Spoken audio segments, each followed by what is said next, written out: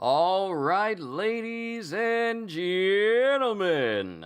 I was not expecting a One Punch Man chapter to drop on this Wednesday, so here we are. Ogata, good to see you. Let's see what antics the story continues on from where we were last time. Yo, peoples! Kyushu92 here. Welcome back to One Punch Man. In the last chapter, we kind of basically just saw the heroes having to deal with the fallout of them doing the best that they could against these monsters. You know, Genos versus the monster he was fighting, Terrible Tornado basically atomizing an entire city down into sand itself, which is crazy when you think about it. Literally crushed and rendered an entire city into sand. That city is now a desert.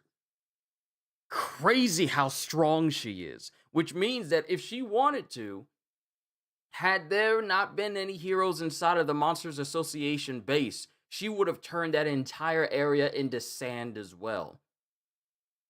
And that's even with Psychos bonded to Orochi back then. So it's crazy. But Terrible Tornado, she flattens an entire city. Genos has dealt with his monster, but his body was essentially fried after the fact.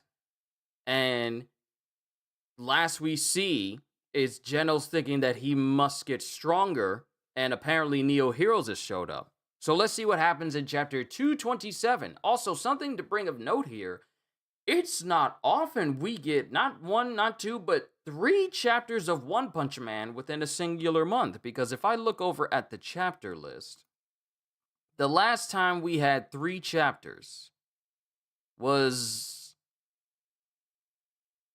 and I'm not even going to count October of last year simply because all of those chapters were rewritten.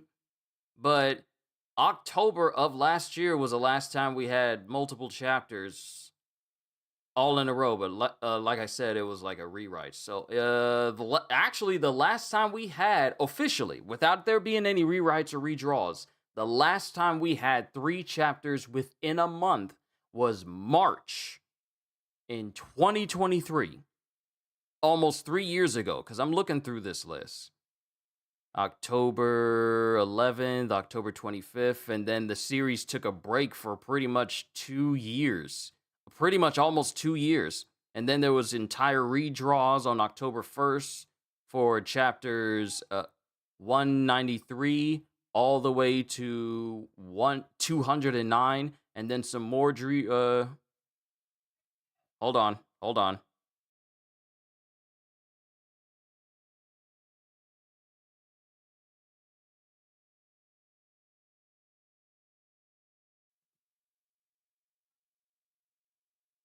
October 8th, it had chapters 210 to 212, but those weren't like multiples within a month. It was just on October 8th. And then October last year, October 15th, 22nd, and 29th was the last time we actually had 3 chapters in a month. So it's been quite a while. Yeah, it's been quite a while. But I just thought I'd look at that. So, let's begin with... Oh, wait, I forgot my phone. Hold on.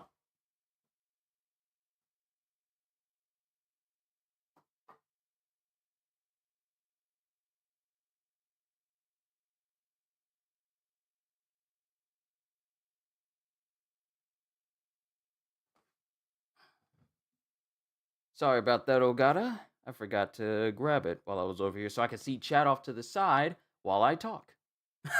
My bad. Punch 227 interception. And we have Blue. We have Blue up huffing and puffing. And I think McCoy might be speaking to him.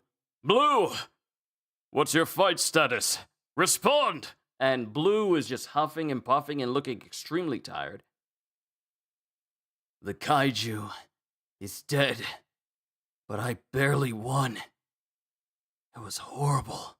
I couldn't tell if my attacks were having any effect. Mind you, he was fighting this giant eel creature that was shooting out acid, that was burning and chewing away at everything. And him saying that he barely won against it? so I kept attacking until it stopped writhing. I unlocked my limiters and used so much energy that now I can barely move. And then he's looking. Are other monster warnings still in effect? And he's looking and he sees like these lines in front of him. I see. The battle isn't over. And that one's threat level dragon too, huh? Neo leaders and Class S heroes haven't arrived yet. The Hero Association has engaged it, but it won't be enough. So I intend to dispatch Raiden and Webbygather. I'll go too. Send me a jet drone. Roger that. And then he just hits up his gauntlet. And the gauntlet says self-destruct. Oh, he just got rid of his... He self-destructed his armor. He self-destructed his own battle armor. First of all, how powerful is it for the battle suit itself to be tough, but also kind of just blast off of his body completely? And it just shows blue in just like his regular clothes underneath. An unarmed fight against threat level dragon is insanely risky. And then his jet drone apparently comes up, and he hops on top of it. And it's he's got a goblin glider. He's got a green goblin glider. But I became a hero to surpass my father, so I refuse to be a mere bystander. And he jumps up, and his legs clamp onto like the footholds of it, and he just flies off. He's got a green goblin glider. And now we cut over to the Heroes Association. You dispatch them? But headquarters is under attack. Sponsors live here, so call them back. Don't worry, I reserved a shelter, honey. Move my liquor to the shelter. Yeah, the good stuff. Huh? Where's Mr. McCoy? He went to the John. Signed, first class shelter occupied. And McCoy is chilling in his own little private room. He has the most luxurious Corinthian leather lazy boy. Got his feet prepped up. Has a big old sound speaker in the back. Painted pictures all over inside of his room. And he's keeping an eye on everything. He's chilling, just smoking. He got a big old Machiavellian statue in the background too. Got drinks all around him. Chillin'. This organization is decaying. Every notification I receive is about securing shelters for executives and their families. And then a message pops up. Huh? Huh? Our shelter changed to a crap one far away. Give me a break. And then Sitch comes up and goes, That was my order. I opened the nearest shelters to residents. What? On what authority? Apologies for the trouble. Now hurry and get out of the chain of command. Wow, Sitch opened up the shelters for these execs who were saying like, don't worry, honey, I have the most luxurious shelter prepared for you. Sitch, the only moral person on this entire board, says, I opened them up to residents, to the rest of the residents. Not just you guys, but I open it up to the people who are closer. Apologies for the trouble, and let's get going.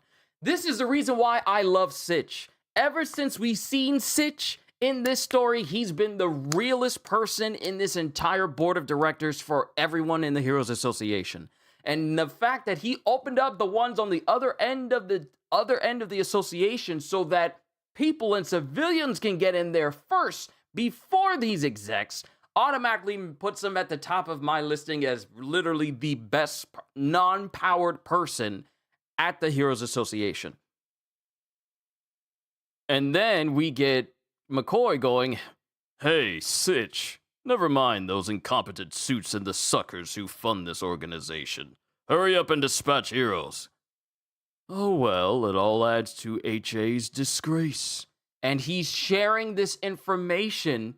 He's literally sharing this information about everything bad going down. all this information, he hits enter and shares it with Neo. Now I just wait for Neo Heroes to defeat the monsters in front of those losers. I can't wait to see the look on their faces. And McCoy is just literally kicking back, waiting for all it, because I knew it! And now, mind you, this isn't a confirmation that he's the one who's been releasing these monsters everywhere, but making it so that Neo Heroes can come in to save them so that they can look good in front of the camera and make themselves look better than the Heroes Association has been what I've been saying this whole time.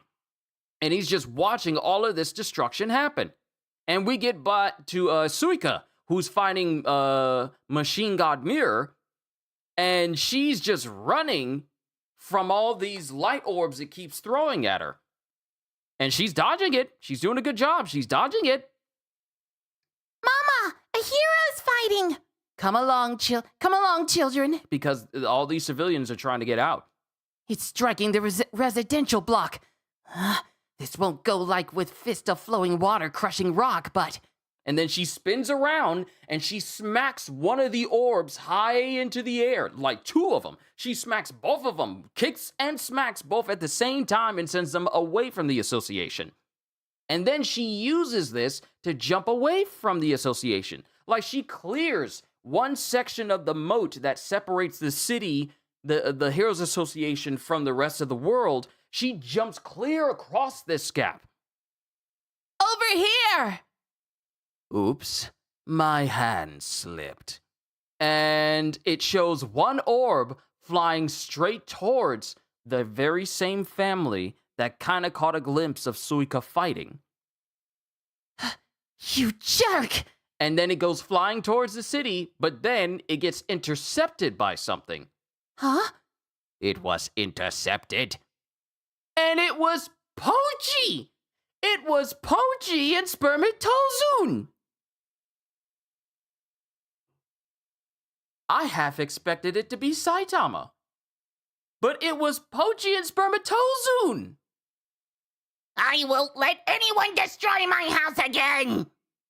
And Pochi just starts opening fire on Machine God Mirror.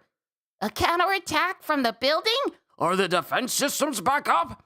And Suika can only look up and smile. Pochi and Spermatozoon. Let's not forget that Pochi is still, despite the smaller size, is still considered an S-rank monster. Like a monster of the highest level degree. It was literally one of the big guards of the Monsters Association during that arc. And so was Spermatozoon, but he hasn't regained his full strength yet. But Pochi and Spermatozoon being the ones to defend the Heroes Association from Machine God Mirror? Yeah, Suika got some good help. Mainly from Pochi, because you know how strong Pochi is. So that's the chapter. That's the chapter. Okay, so we have Blue. So we started with Blue having had to really beat this monster into submission, unlocking his limiters on his suit and use up all of his energy. And then basically detonating the suit itself in order to go help out somebody else. Dude's got his own goblin glider while McCoy is just like coining in information and everything. Then we have the execs of the Heroes Association, you know, the selfish ones, trying to make their way to a shelter. McCoy is already in his shelter, relaying everything bad that's happening to the Heroes Association back to Neo Heroes, so, you know. But then we get Sitch going, our shelter changed to a cramped one far away. Give me a break. And then we find out that Sitch was the one who, while these execs were looking forward to living in luxury and going into a safe bunker for themselves and, you know, their spouse or loved ones or whatever, mostly is just themselves, Sitch was the one who changed it and opened it up to the rest of the residents inside of the Heroes Association. And, you know, these fat cats are just all like, well, who cares about anyone else? Just give us our own private space. And Sitch is all like, yeah, apologies for the trouble. I opened it up to everyone. All right? Sitch is awesome. And goes, and get out of the chain of command. Because these fat cats only believe in the prestige and the money and the power that them being in their position offers them, they really don't care too much about any of the civilians who are basically funding their entire lifestyle right now. So he's all like, yeah, honestly, Sitch should be in charge over McCoy. It's right. You're right. You're completely right. Sitch is the only one worthy to basically run the entire Heroes Association, because McCoy is pretty much the one in charge, and Sitch is just like one of the other execs that sits under him, but he's the only one who actually behaves like a person, who's more concerned with, heroes saving people rather than using heroes to gain power, fame, and whatever comes with the prestige of being on the board of directors. So Sitch is the only one worthy to literally lead the Heroes Association into a much better light. Much how, like, Garp sees Kobe as the one to truly lead the Marines into a much better light than they are right now. It's like that. But this is his whole stance is like, yeah, I didn't wait for your guys' permission. I just opened it up for the residents on that side. I just opened it up for residents in general. So we're just going to go to this one that's closer to us because it makes more sense. I like how Sitch is not a ask first and then worry about it later. No, he's all like, it's better to ask for forgiveness than permission in terms of his stance right here. But McCoy is just chilling, relaying all of this information to Neo Heroes, which just... Mind you, there's still not a confirmation whether or not he's the one who's been releasing these monsters to put the heroes from the HA in dire straits, but him sending all of this information to Neo Heroes kind of still continues to help my theory, and he's watching all of these heroes fight these monsters, just chilling, smoking a cigar, and just in absolute chillaxing mode right now. Then we cut to Suika, who's still fighting against Machine God Mirror, and mind you, she's actually been hurt a little because we have some dried blood on the side of her face while she's pretty much on the defensive rather than the offensive right now. And while this is going on, some families are watching this fight happen outside, and then she proceeds to like, this won't go like with Fists of Flowing Water crushing rock, and mind you, she's doing all of this realizing that Machine God is apparently targeting the residential block of the association complex.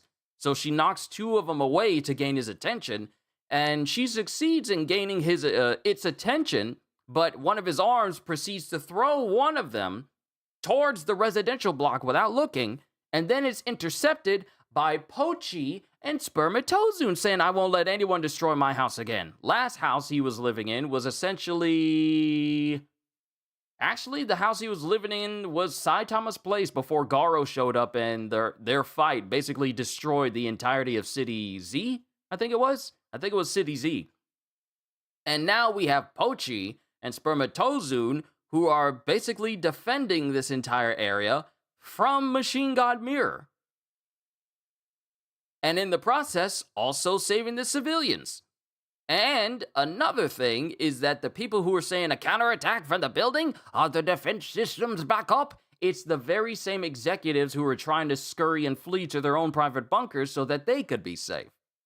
And then, Suika is just looking on hopeful. So that's where we're at right now. So, to give a good idea of how strong Pochi is,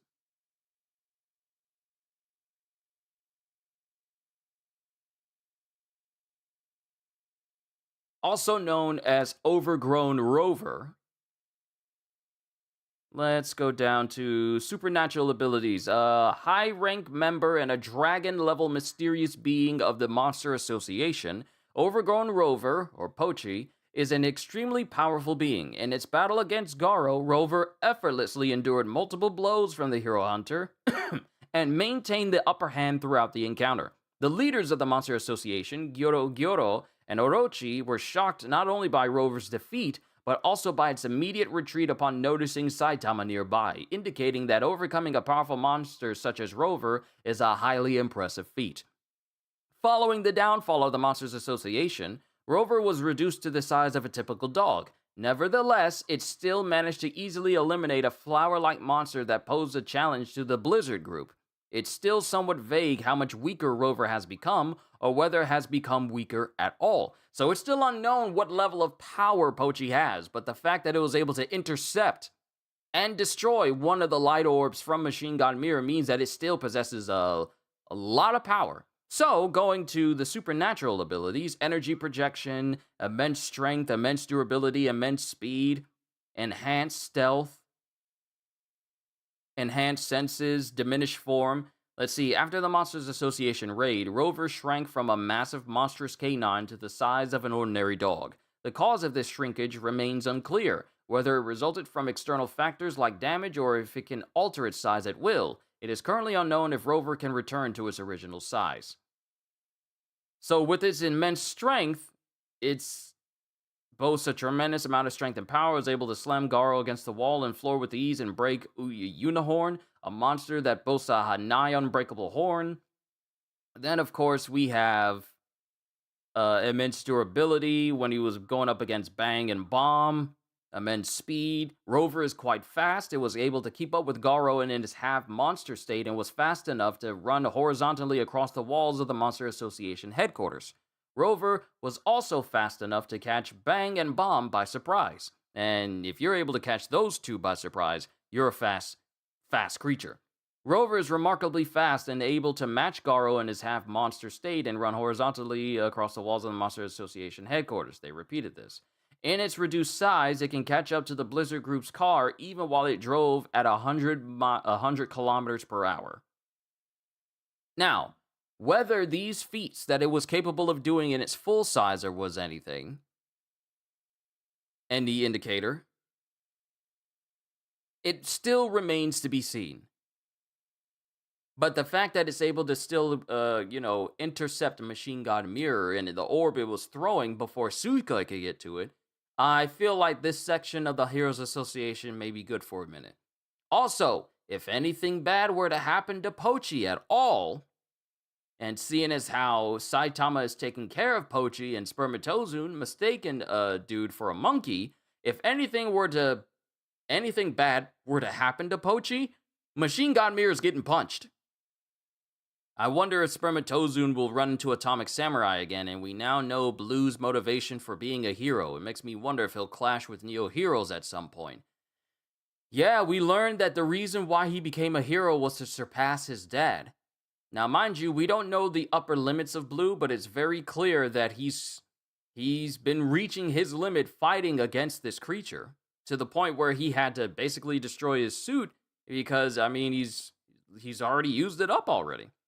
And taking on another monster without body armor is insanely risky, but it shows that he wants to surpass his father. However, we haven't really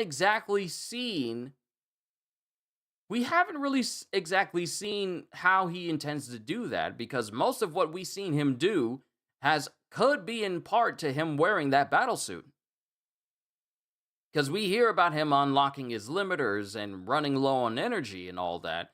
But when it came to Blast and everything we've seen him do, especially with him containing the fight, well, basically, kind of teleporting the massive amounts of energy from Garo and Saitama's punches, getting even just their punches getting close to each other, it literally shows that Blast's strength and his powers are on a level that it might as well be universal. All right, he's capable of going into different dimensions. He was capable of taking the power between Garo and Saitama to a different point of space, to the point where the blast from that impact of their punches literally erased an entire section of space. It didn't just took out a chunk of it and you could see stars in the distance. No, the blast literally left an empty black point in space where there is nothing in it.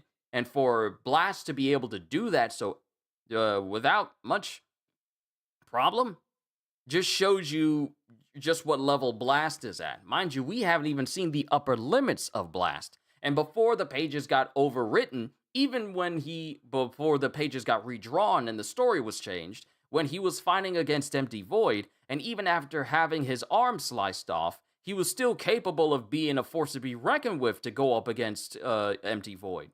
Monsterized Empty Void. Just the capabilities of him being able to open up space to basically barrage a person with punches shows you that Blast's power is not only incredibly vast, but also versatile as well. And we have yet to really truly see the level of strength that Blue has for him to be on a good path to surpass his father. Now, the thing is, Neo Heroes exists because because McCoy wants to, use it as a means of overriding and basically overcoming the Heroes Association. However, all these problems that McCoy has potentially caused with all these monsters that have been running around, he has not taken into account the appearance of Blast. Because Blast is the #1 hero of the Hero Association, and I see no reason why Blast would leave them for Neo Heroes. I don't do this for the benefits or the dental or the life insurance or anything of that nature. Whatever the Heroes Association offers people, I do it because it's the right thing to do, and I'm a hero, and I'm also kind of dealing with threats that lie outside of our very own dimensions, so I kind of have to keep doing what I'm doing from the position of where I'm at. So, I don't know. I wonder if McCoy has accounted for any sudden appearances from Blast in accordance to his plans against Neo Heroes. And you also bring up a very good point. His motivation is to basically surpass his father as a hero. He doesn't showcase the same ideology as many people within Neo Heroes share, in terms of let's make the Heroes Association look bad. Blue's in it to be a hero. He would fit right in with many of the heroes of the Heroes Association. But why he's over on the side of Neo Heroes remains to be seen. I wouldn't be surprised if McCoy tried to tell him that Neo Heroes is a true heroes organization, and the Heroes Association operates in shady dealings. Many of the things that McCoy has been in charge of. Illegal gambling, like literally.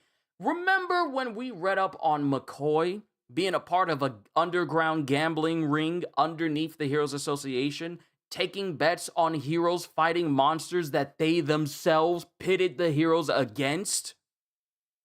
Remember that was a thing? So we got illegal gambling within this establishment, and also putting the lives of heroes in danger. And also the selling of monsters to different organizations as well. Just monster trafficking. Just not human trafficking, but trafficking monsters to other people for profit.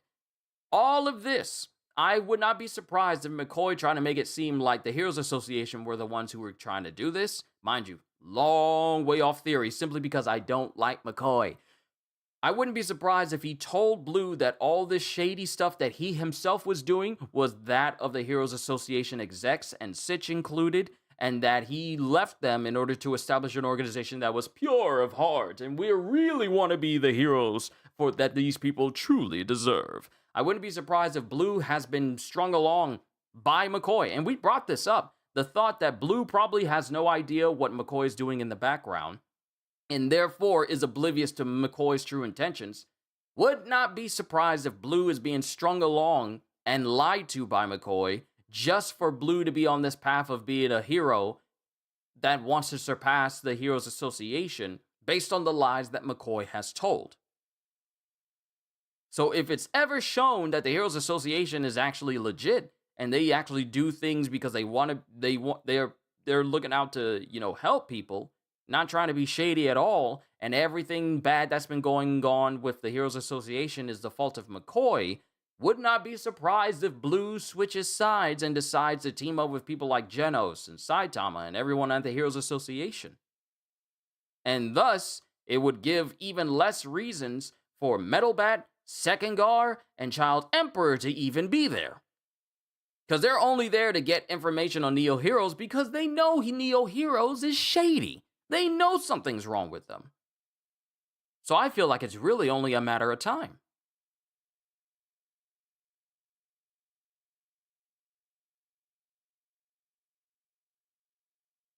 So an interesting chapter indeed.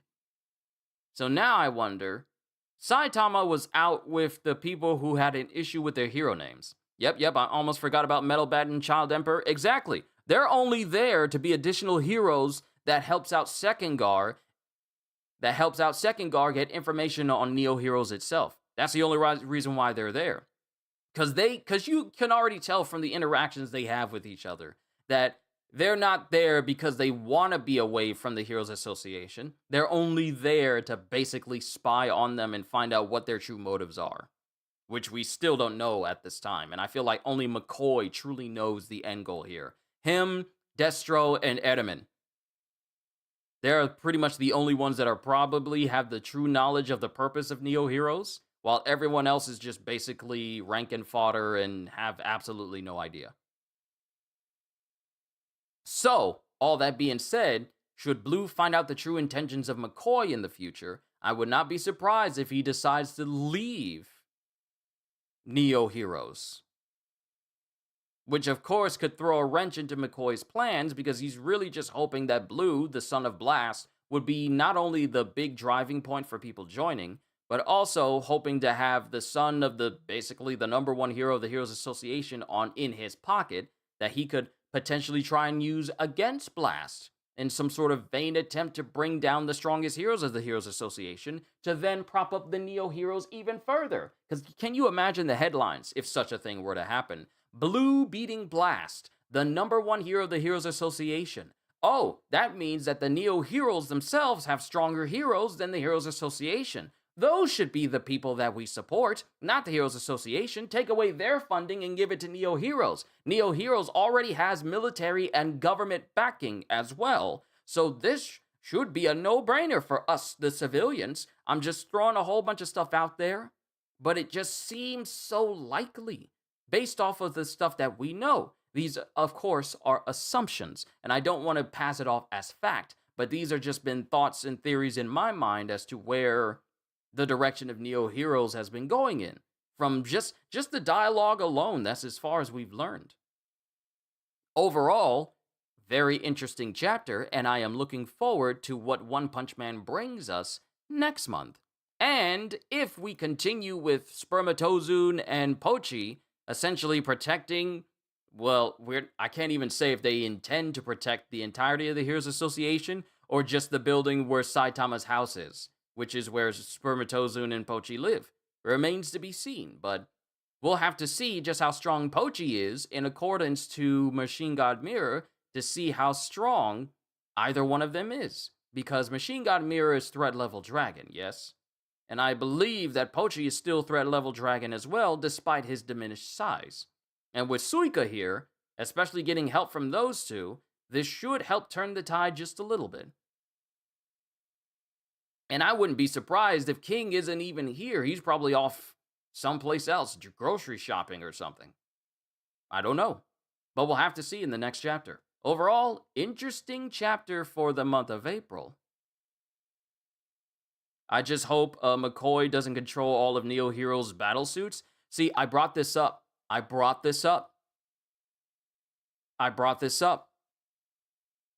We were talking about the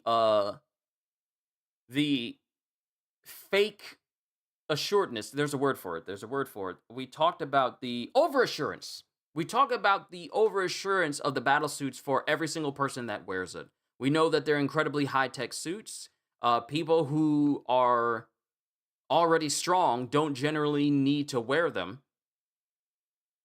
But I would not be surprised if the battle suits have a control on them that makes it so that the people who are inside them are no longer able to control their own bodies. I would not be surprised, because with McCoy, dealing with heroes he can't control at the Heroes Association may be a bit of an annoyance. So, with Neo Heroes, if you put every single person, every single subordinate in a battle suit, and you have a way to maybe control that battle suit, that means you have way more people who can fall in line. You have way more people that you can control. No more loose cannons because you control the suit that they wear.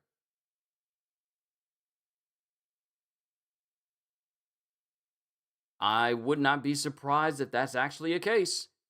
I hope that's not the case, because then Metal Bat, Child Emperor, and basically every person from the Heroes Association who's wearing a battle suit right now would be unable to get free of McCoy, unless Child Emperor has been reverse engineering the suits themselves, because you can't tell me that with him having the suit, because he's got it, and being the genius that he is, he isn't figuring out some sort of way to either unlock control of the suit or maybe to analyze it and find out what it truly can do, whether it has failsafes or whatever. You can't tell me that he hasn't been trying to, get information on the suits themselves. And now that Blue is no longer, sorry, swallowed wrong and now it's stinging my nose. But now that Blue no longer has a battle suit on, I wonder what that means to McCoy, because that means that there's one less person in Neo Heroes who has a battle suit on. And we know that the battle suits themselves are not exactly what you would call top and highly durable, because Inferschnave and Zadats got both basically shot through the chest and then crushed up into basically almost nothing. And they were wearing the battle suits and they were leaders, which means that the stuff they had on should have been the best of the best. And they pretty much died instantly, with Destro and Edelman taking their bodies elsewhere, points unknown. So I really hope that's not the case.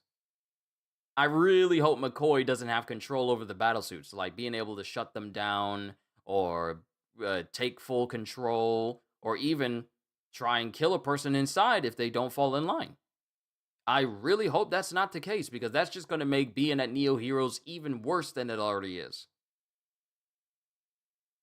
But we'll have to see in the next chapter. Interesting thoughts, actually.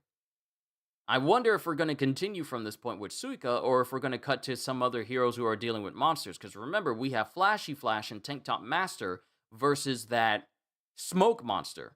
That's a fight that hasn't been resolved. The giant slug monster that could spew out acid has been subdued by Blue with great difficulty. The bugs have already been long since subdued by Tornado. She's flown off on her own. Genos took down the monster he was going up against, but wound up basically almost frying his entire body in the process, left impaired with Neo Heroes nearby, no less. So that's questionable why they would be near, and if they intend to try and do something to Genos in the hopes of repairing him, and maybe trying to get him to be recruited to their side. I don't know. You brought this up the last time, Ogata. But there's a few things that still need to be resolved before we start to fully move on to the next section of the plan of McCoy. Because I feel like that's the underlying thing that's here right now. But we'll find out in the next chapter. That's all I got, ladies and gentlemen. I liked this chapter. Now, mind you, there wasn't like scream-worthy moments here. But this does lead to more questions and assumptions and theories about where these chapters can go and the true plan of McCoy, because I have so many questions about it. But we'll worry about that later. We'll worry about it once we get a new chapter in May. I hope we get a new chapter in May, and it would be nice if we got 3 chapters, but I'm not going to push my luck here. Overall, pretty decent chapter. Looking forward to the next one. To everyone, Ogata, and even everyone else who may be watching right now, hope you all enjoyed. Can't wait to see you all in my next video. Like, comment, and subscribe if you haven't already. Even consider supporting me on either membership here on YouTube or Patreon over on Patreon, because I am always looking forward to entertaining you. And because I know you're coming back anyway. Have a fantastic day, and once again, as always, later, peoples!